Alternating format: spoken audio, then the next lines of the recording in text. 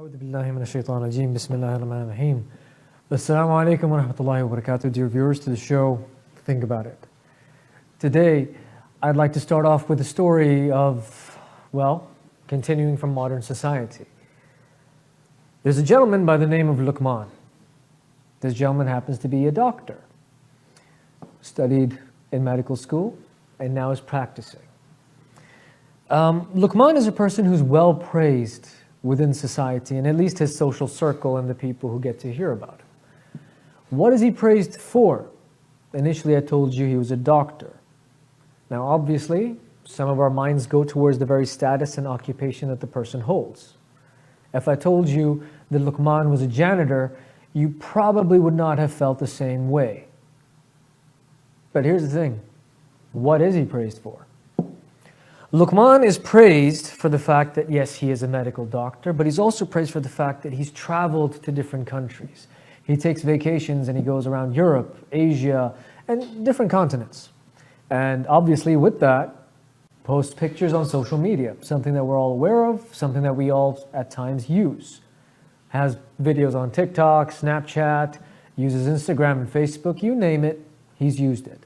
And that's where most of the people within his social circle get information about Luqman from.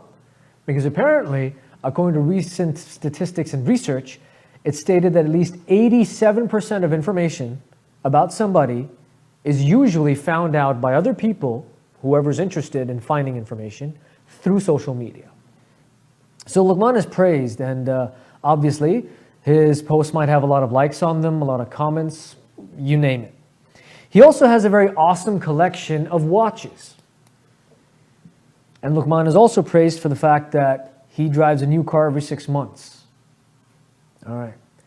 Now, me saying all of this, you might be thinking in your mind that, okay, this person lives lavishly. Whether it's a good thing or a bad thing is different. He lives lavishly, and obviously when he meets people, he flaunts what he has. So he shows people all of his possessions. And he goes to conversations when you go to gatherings, and he has conversations where he talks about what else he plans on getting, where else he plans on traveling, what else he plans on doing. The question is it a good thing to praise a person for things? What about his character? What about his behavior? Don't they get a say in whether the person is worth being praised or not? Don't get me wrong, doctors, you're frontliners, you're out there saving lives. It's a wonderful profession, and we salute you. And we do feel the utmost respect for you from the bottom of our hearts. But is every doctor amazing? Is every doctor someone who has saved lives? Is every doctor someone who's also ethical? That's a question. The fact is that people who do their job, they do their jobs to obviously get by in this world, fulfill their needs, and make sure that they have enough to survive.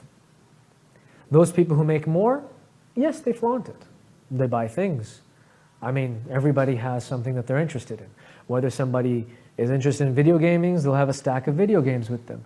If somebody's interested in watches, they'll have a collection. If someone's interested in cars, there's nothing stopping you from buying a plethora of cars, or having a lot of cars. If you can afford it, it's for you. If this is something you're doing for yourself, great.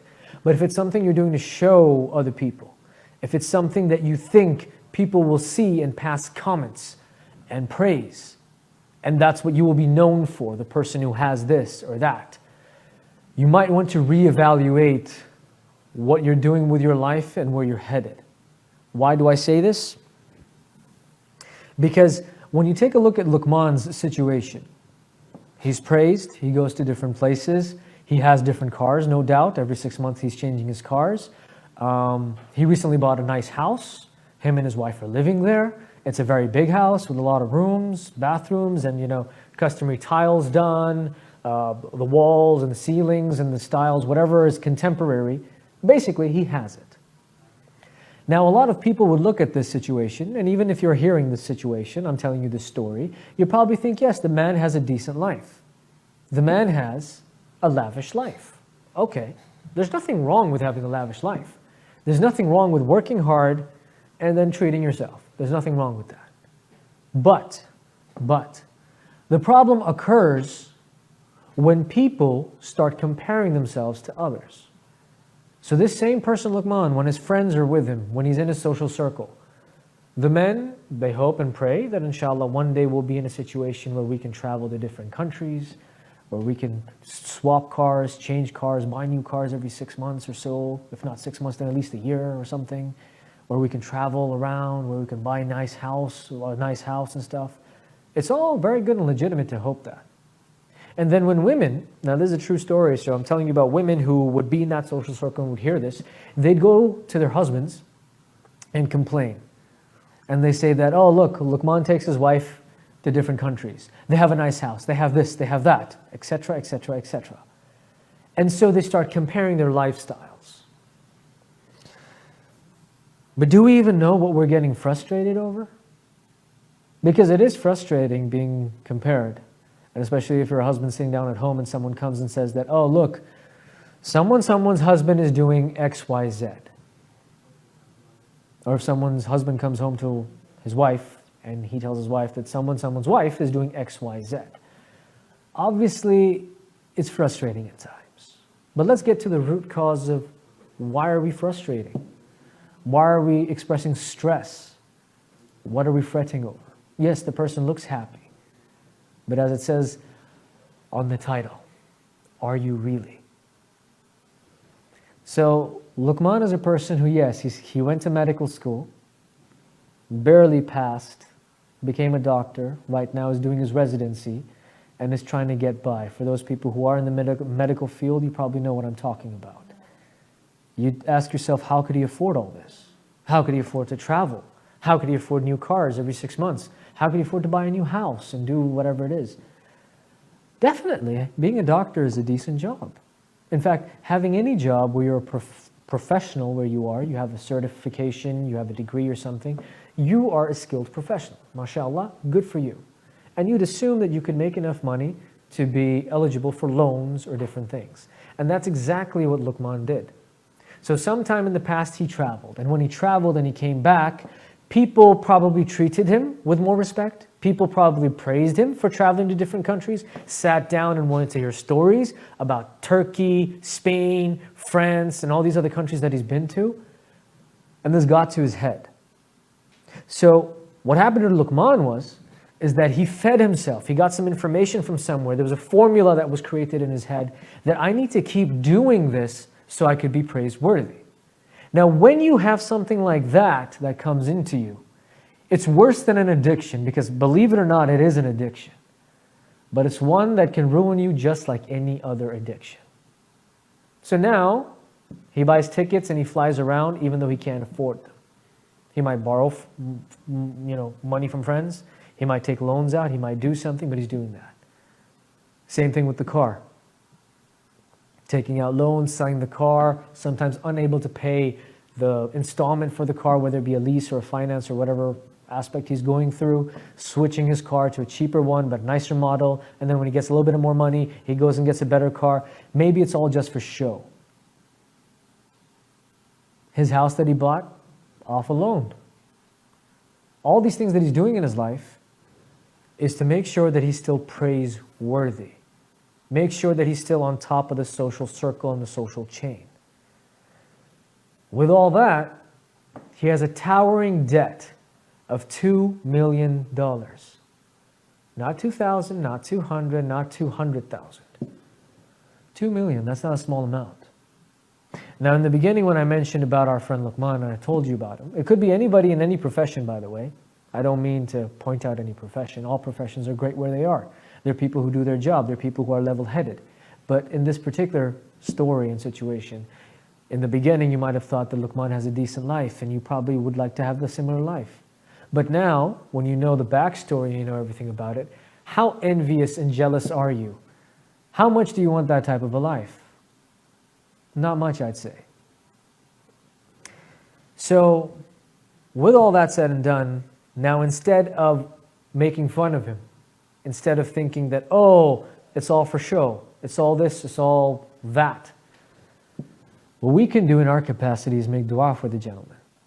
and make dua that Allah subhanahu wa ta'ala eases his stress, eases his pain, helps him pay off his debts in time, and gives him hidayah, gives him guidance. There's a funny thing. We all have friends and people that we hold dear to ourselves. Their opinions are important. Their thoughts are important at times as well. What they say are important. But here's the funny thing about people. There's 7 billion plus people on this planet. I'm pretty sure at least one could see you for your character and like you. Think about that. Our beautiful religion, subhanAllah, Allah subhanahu wa ta'ala has told us in our beautiful religion, this is one of our teachings, is that we look at people who are less fortunate than us. So we thank Allah subhanahu wa ta'ala and we're grateful for the blessings in our lives. Unfortunately, modern society, whether you call it materialistic, an era of materialism or whatever label you want to put on it, unfortunately, there is a bit of a show on the appearance of being happy. And what do I mean by that? You'll find out after the break, inshallah. We'll come back and we'll have a look at why and how people focus on the appearance of being happy and whether or not this is true or not. Keep thinking about it. See you after the break.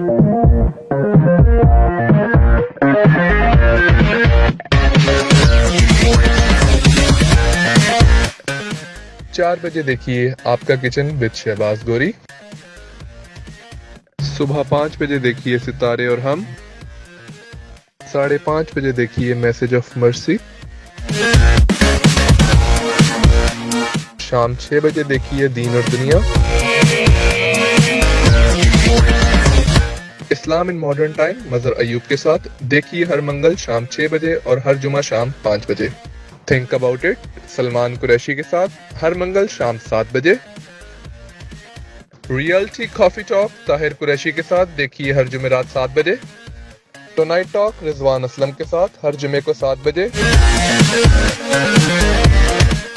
देखिए तकरार कीजिए तकरार समीना जबीन के साथ रोज रात 9 बजे।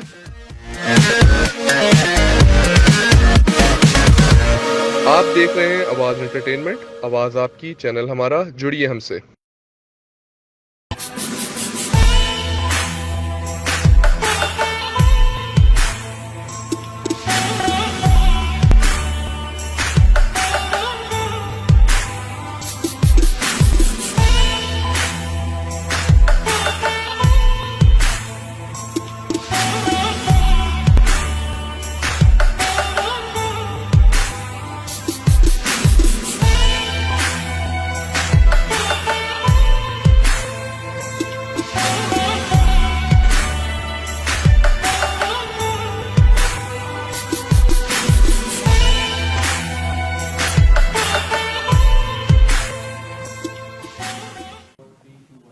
Assalamu alaikum wa rahmatullahi wa barakatuh. Welcome back to Think About It. We left off with the very dilemma of a person who looks like he's having a great life. A person who might make other people envious and jealous indeed. A person who looks like he has it all. A person who people compare themselves to and wish they had that much. They feel envy. They become jealous. Sometimes even they're like, this person has so much. But the reality could be different. So let's come to the topic of the appearance of being happy. That's where we left off. Do we focus too much on the appearance of being happy today in contemporary life? Do we post pictures on social media and hope that people like them and comment on them? Do we go back and check whether they've been liked, how many likes I've gotten, how many comments have I got? If you're doing that, chances are you're looking for some form of acceptance because there's an impatience within all of us nowadays. Modern life has done that. Technology becoming fast with, from the time when the internet came out, from 2G, 3G, 4G to now 5G with the rumors and the fight for it going on, whether it be in China or the USA, wherever it is. With the fast-paced environment that we're living in, obviously our patience has taken a hit. And when our patience takes a hit, what we end up doing is we end up wanting to see immediate results. Immediate results of whether people like us or not. Immediate results of the action that we've taken, has it taken a toll? Have people reacted to it? The action of basically looking and finding somewhere where we can get attention. Do we wear the best of clothes, jewelry, watches, and go around using brand names? Obviously, we do it to make ourselves feel good, but do we also do it so that people could notice and say something? Maybe pass a comment, praise you. If you're doing something for people, then you're never going to stop doing something. You're always going to be doing something for this world. You see, what happened is that we started talking a big game. Now, everything that I'm telling you comes from a variety of researches done by psychologists. University of Cambridge, University of Oxford, University of Harvard. Over here in Canada, various universities around, U of T and whatnot, the psychology department, Department of Social Sciences and stuff, when you talk about anthropology as a subject. People are looking at how the human mind works, how it learns things, how it's groomed, when does it stop learning, when does it start learning, the development of our characters, etc., etc., etc. People have done psychoanalysis studies, which basically means doing a study and researching how people feel, think, believe, their subconscious and their unconscious mind. And people have also been doing behavioral studies on how people behave, basically, their mannerisms, the actions that they take care of, and a combination of both called cognitive psychology. And moves forward as well. And people want to find out what's going on, why are people the way they are, basically. Do we talk a big game nowadays and get carried away sometimes when we're having a conversation with somebody? Maybe it's about a certain field, maybe about a certain thing, maybe it's about a possession that you have. Do you sometimes feel that you might get carried away when you speak about yourself? You might toot your horn a bit too much. If that does exist, where did it come from? All of these things about wanting more, wanting a better life, being able to not just survive, but enjoy life in relaxation, with a little bit of luxury. There's nothing wrong with wanting that. There's nothing wrong with having that. There's nothing wrong for working for it. But your priorities change the moment you split your needs and yourself from going forward to putting what other people might think or say. Our egos don't let us do a lot of things. We've talked about ego before as well, but this is something that is not only true, it's something that exists. We're at the age of technology, and technology has helped us filter our lives. So when you're on social media, you post a picture with as many filters as you want to show exactly what face of yourself you want society to see. And society ends up seeing something probably happy, you have a scenic view behind you, you look great, you get a couple of likes, you're waiting for something. And you're doing the same with other people. You're going on to their pictures, their posts, TikTok, what's that about? Snapchat, what's that about? Facebook, what's that about? You're going around and looking at what people are doing, whether they be in your social circle or absolutely random people, or famous people, celebrities, politicians, motivational speakers, you name it. What we're doing now is that we're making sure that we're not thinking anymore. We have become an age of reaction. We look at what's going on and we react to it. There's a trend that's famous. Where did the word trend come from? Okay, one person brought something in. A trend started. What did you do? You followed it in any way, by the way. By looking at it, whether you're going through it, or whether you're actually adopting it, or whether you're practicing it. We've become an age of reaction. So we've stopped thinking. And that is something that's going to hurt us in the long run. The point is that whoever watches this show, whoever watches any other show, whoever watches motivational speakers, talk about certain topics and discuss certain things, the entire aspect of that is so that we can get you to think. Hence the name of the show. Think about it. Allah subhanahu wa ta'ala has told us, أَفَلَا تَتَفَكِّرُونَ, do you not think?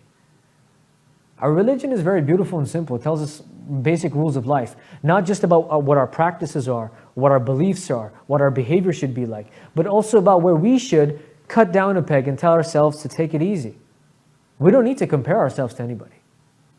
Because believe it or not, 7 billion people on this planet, right? More than that, obviously. You're going to find people who don't care what you have. They're going to care what's inside here, what's inside your heart. They're going to care how you think. They're going to see if your wavelength matches with them when they're having a conversation with you. And that is how you grow. You might have heard the saying that you get influenced by the people around you. The people who walk with you are the people that define you. Then walk with people who at least have the same wavelength as you, who could think in that manner. When you have a conversation that is meaningful, or at least you feel as though you've come out of it with something that you've learned. Because that keeps you thinking, and that keeps you active, and that gives you knowledge and education. So from having what we need to survive on this planet, from the time when Adam and Eve came on this world, alayhi salam, we've made our goal this world's materialism. That is our goal and our mission now. It's not about having a decent life.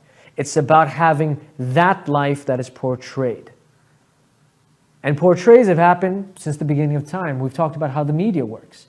We've talked about how they fill in perceptions into your head and how they make you think a certain way. Whether it be subliminal messages that they're sending you within your subconscious, and then later on in life when you see a situation, you think according to the way that you've been fed. And you measure things up to it. But this is something that's arbitrary. Arbitrary means man-made. You look at the corporate environments that don't care about people. They care about numbers, performances, profits, and their margins and how much money they're making. They're not actually caring about the actual product or service that they're providing. Many are, I'm not saying all of them aren't, but there are many out there that aren't. And when you do that, you're playing with people's lives, because cutoffs, layoffs, people being fired and stuff becomes normal. We are not valuing human beings. What's the biggest problem with corporate environments? You have terms to meet, you have deadlines to meet, you have projects to do, you have your first quarter, your second quarter, your third quarter, your fourth quarter. Who came up with these? It's all arbitrary. Someone back in the day set a plan or a strategy for his or her business, which was fed off to other businesses because they thought it was a good idea. Then the subject of business and the scope grew, so people started studying how business works. The whole idea of credit, debit, foreign transactions, transactions themselves, aid that you have, all of these different terminologies that you could find, they started emerging. But everything you know is arbitrary.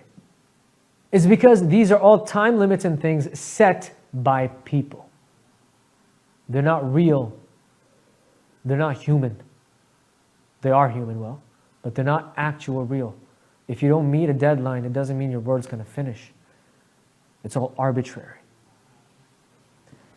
But with all of this, a corporate environment that's not good, technology that's making us impatient, a world that's showing us materialism everywhere, why wouldn't people resort to social media? Why wouldn't people want to show happiness even though they aren't happy in reality? Why wouldn't they? They just want to fit in. Question is, do you have to fit in? Dear viewers, Allah subhanahu wa ta'ala knows best. But it's your job and my job to make sure that we do whatever we can to benefit our society. That's why we respect each other. That's why we want to move forward in a manner in which our beautiful religion, Islam, our lifestyle combines well with each other, gels well with each other. What is the solution to these issues that we have? Is there even a solution? My advice, this is something that I've heard different people, Islamic scholars and alims talk about. I'm not going to mention any names, but it's a decent piece of advice. Count the blessings in your life. From the meals that are available to you, from the roof on top of your head, from the fact that you can pay your bills on time, or even if you can't pay them on time, but you can pay them within the time frame that they're supposed to be paid in. Count your blessings and you will find that you'll be a little more grateful for the life that you have. And never forget to pray 2 rak'ah shukrana, which means you thank Allah subhanahu wa ta'ala for everything that you have. And pray to Allah subhanahu wa ta'ala that all this world and all that it has to offer doesn't appeal to you. Because guess what? The day it does appeal to you, which is what the world is working to make you, a product of, That's the day you lose your cause. That's the day you lose your sanity, yourself, your relaxation. You become stressed for no reason. You become depressed for no reason. So at the end of the day, you look happy. Are you really? Think about it. Thank you very much for tuning in. Until next time, Assalamu alaikum wa rahmatullahi wa barakatuh.